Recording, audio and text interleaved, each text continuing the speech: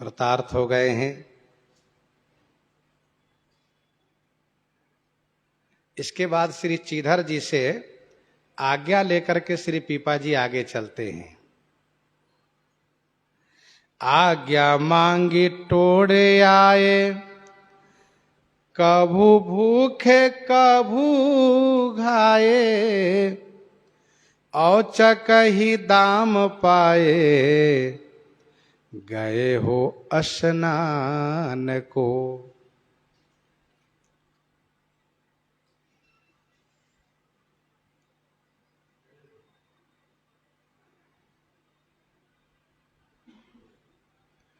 श्री पीपा जी श्री चीधर जी से आज्ञा मांग करके टोड़े नाम के ग्राम में आए।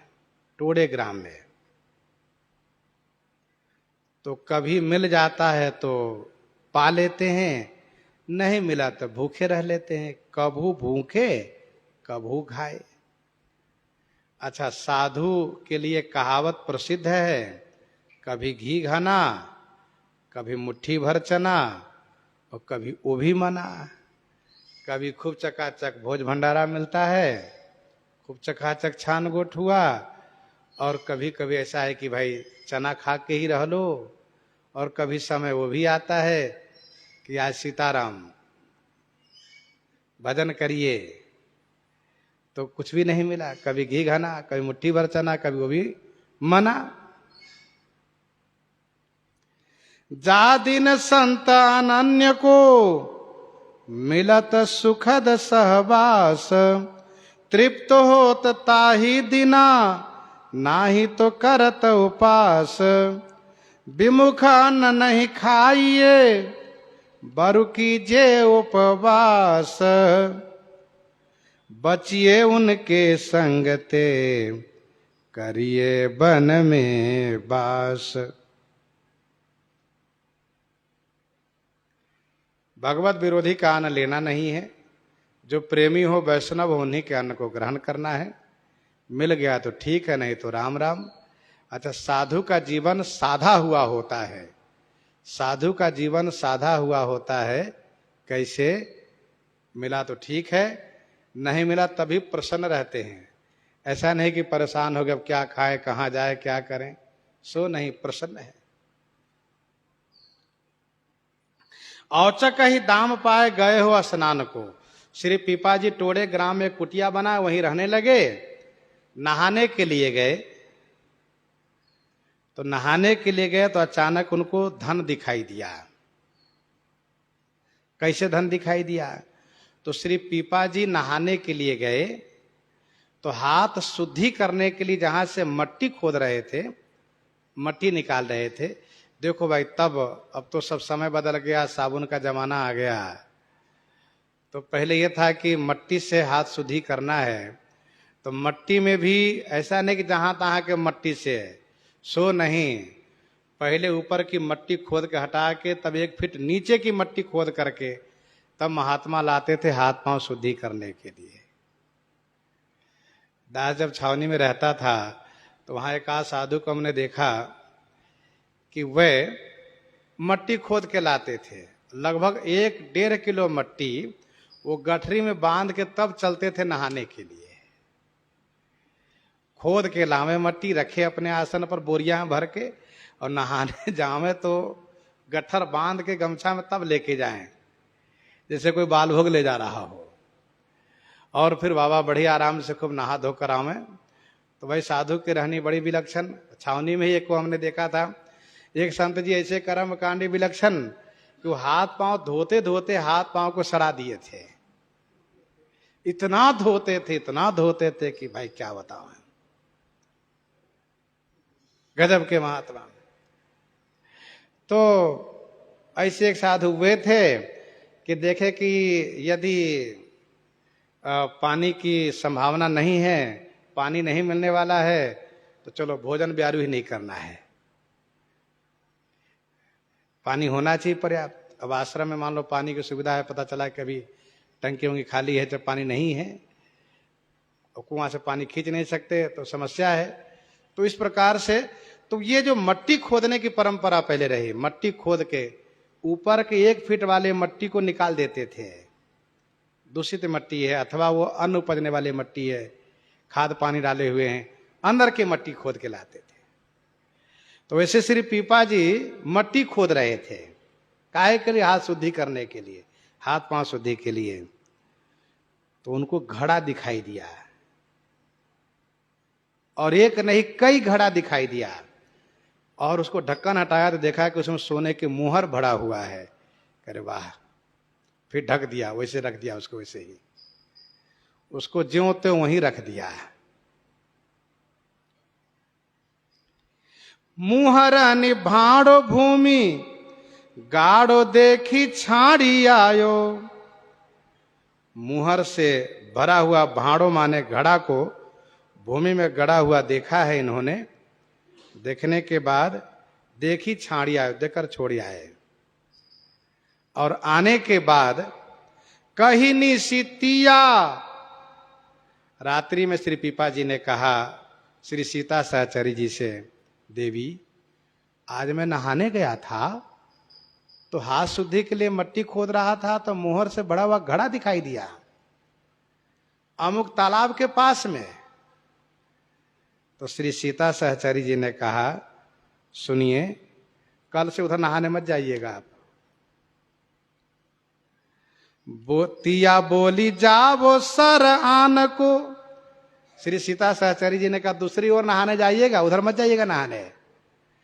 ऐसा वैराग्य है श्री सीता सहचरी जी में। मतलब कोई और पत्नी होती तो कहती चलिए स्वामी रात को खोद के ले आते, घड़ा उठा लाते हैं। बल्कि श्री सीता सहचरी जी में वैराग्य पराकाष्ठ, उन्होंने कहा उधर नहाने मत जाइएगा। जैसे राका बांका की कथा है, राका बांका की कथा है। रास्ते में मोहर की थैली को देखा तो उनके पति ने मट्टी उस पर डाल दिया, और पत्नी ने पूछा बाद में कि वहां क्या कर रहे थे बैठ करके आप? तो इन्होंने कहा कि मैं मट्टी से ढक रहा था, मैं सोचा कहीं ऐसा ना हो कि तुम स्त्री बुद्धि हो, तुम्हारे मन में लालच हो जाए, स्वामी लिए चलो मोहर। तो उनकी पत्नी ने कहा, आपकी दृष्टि में मोहर है इसलिए आपने मट्टी से ढाका, और मेरी दृष्टि में मट्टी पर मट्टी आपने डाला। कंचन को मृतिका करी मानत कामिनी काष्ठ, शिला पहचान तुलसी भूल गए रसेहा, तेजन प्रकट राम की दोहा देहा। तो जब इस प्रकार से कहा तो उनके पति ने कहा, देखो मेरा नाम तो राका ही है, तुम बांका हो, तुम तो और एक कदम आगे हो मुझसे। तो वैसे ही श्री सीता सहचरी जी ने कहा कि उधर नहाने मत जाइएगा कल से। अच्छा, दोनों पति पत्नी कुटिया में बात कर रहे थे कि अमुक तालाब के किनारे अमुक जगह वो घड़ा है, घड़े में मोहर भरा है, मट्टी के अंदर ढका हुआ है, और श्री सीता सहचरी जी कह रहे कि उधर से कल नहाने मत जाइए कल से। तो ये सब सुन रहा था कौन? चोर, जो कुटिया के बाहर चोरी करने के लिए आया था, सुन रहा था। चोर चाहे चोरी करई, चोर आया था चोरी करने के लिए श्री सीता सहचरी जी के पीपा जी कुटिया में, लेकिन यहाँ कुटिया में तो कुछ नहीं है, तो बाहर से सुन रहा था। तो पीपा जी के द्वारा सुना कि तालाब किनारे मोहर के घड़ा गड़ा हुआ है, तो ढरे सुनी वाही और, सुन करके वाही और ढरे।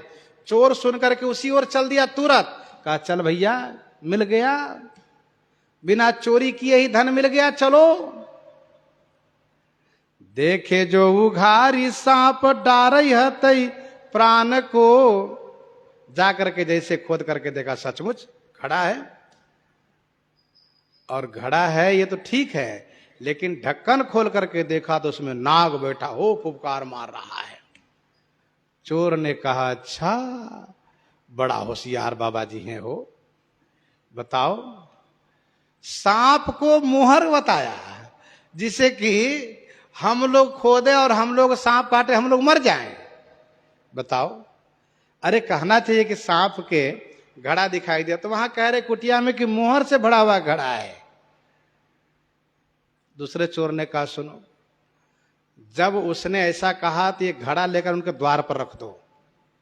सुबह जैसे द्वार खोलेंगे ये, और घड़ा जैसे ढक्कन खोलेंगे वैसे सांप उनको काटेगा, मर जाएंगे वे। तो तीसरे ने कहा हाँ बहुत बढ़िया, उठाओ सब घड़ा लेकर चलो।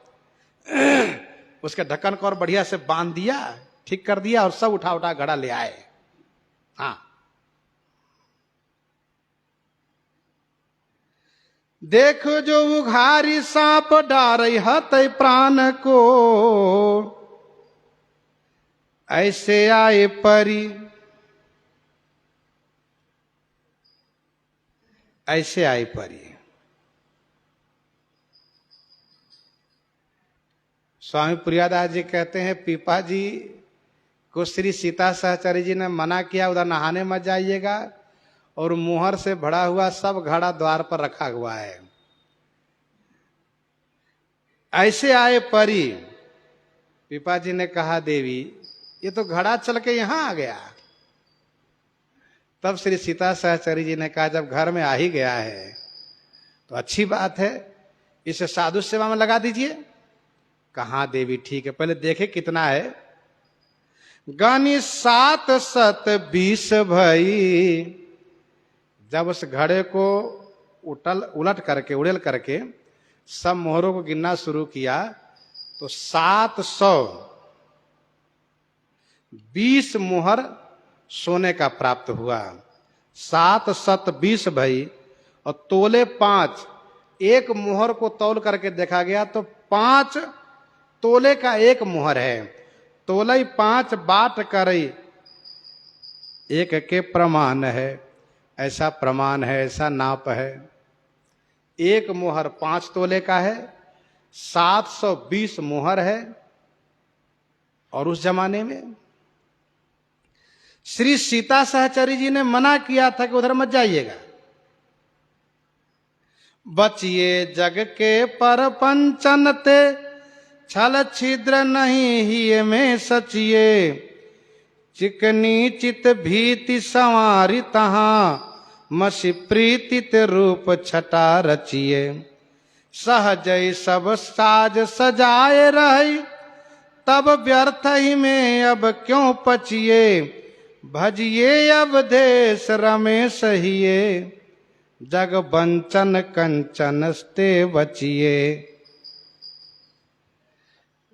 अब हुआ ये, श्री पीपा जी बड़े आनंदित हो गए यह सोच करके कि श्री सीता सहचरी जी की अनुमति मिल गई है कि संत सेवा में लगाइए। अब धन स्वयं आया है तो इसको फिर अब ठुकराना ठीक नहीं है, इसको परमार्थ में लगा दो। कहावत है पानी बाढ़े नाव जिमी, घर में बाढ़े दाम। दुहु हाथ उलीचिए यही सयानो काम। नौका में यदि पानी बढ़ने लगे और घर में यदि धन बढ़ने लगे तो दोनों हाथ से मुक्त हाथ लुटाना चाहिए। दोनों हाथ से पानी उलचो नहीं तो डूब जाओ, धन को लुटाओ नहीं तो धन ही डुबा देगा तुमको। ये नियम है। जोई आवे द्वार ताही देत है आहार, और बोली के अनंत संत भोजन करायो है। जो भी द्वार पर आते हैं उसको आहार देते हैं पीपा जी, और अनंत संतों को बुला करके बहुत बड़ा भंडारा करके बीते दिन 3 धन खाए प्याए छीन कियो। 3 दिन में सारा धन खिला पिला के भोज भंडारा करके समाप्त कर दिए। लियो सुनि नाम देखिबे को आयो है। वहां के राजा थे सूर्यसेन मल। वहां के राजा थे सूर्यसेन मल। उन्होंने सुना कि पीपा जी जैसे संत आए हैं, तो नाम सुन करके तुरंत इनके पास आए। देखी के प्रसन्न भयो, नयो देवो दीक्षा मोही। श्री पीपा जी के तेज को देख करके राजा सूर्यसेन मल प्रसन्न हुआ और प्रार्थना किया कि मुझे दीक्षा दीजिए। श्री पीपा जी ने कहा इससे दीक्षा नहीं मिलती, पहले बैरागी बनो, घर परिवार के मोह ममता से मुक्त हो जाओ। दीक्षा है अतीत, पहले अतीत हो, विरक्त भाव हो, तब दीक्षा देनी पड़ती है, दी जाती है। क्योंकि पीपा जी को भी स्वामी रामानंदाचार्य जी ने तब दीक्षा दिया है जब इन्होंने सब लुटा दिया है। तब कर याप सो सुहायो है। चाहो सोई करो हो कृपाल मोको ढरो अजू। राजा सूर्यसेन मल ने कहा कि आप जो चाहें वैसा करें, मैं आपके चरणों में अपने आप को समर्पित कर दिया हूं। तब श्री पीपा ने कहा, ये काम करो, सारी संपत्ति रानी को यहां ला करके समर्पित करो। अजू धरो आनी संपत्ति और रानी जाई ले आयो है। जैसे पीपा ने कहा वैसे राजा सूर्यसेन मल ने सारी संपत्ति रानी सब राज को समर्पित कर दिया। तब पीपा ने माना कि सचमुच इसके अंदर में वैराग्य है, दीक्षा लेने के अधिकारी है। पीपा उनकी परीक्षा लेकर के दीक्षा देते हैं और फिर कहते हैं कि मुझे तुम्हारे धन संपत्ति का कोई लालच नहीं, तुम ले जाकर इसे संतों की सेवा करो। इस प्रकार से संत सेवा में राजा को प्रवृत्त करते हैं। प्रसंग को यहाँ हृदयंगम करते, इन्हीं के साथ आज सीताराम सीताराम सीता राम सीताराम सीता।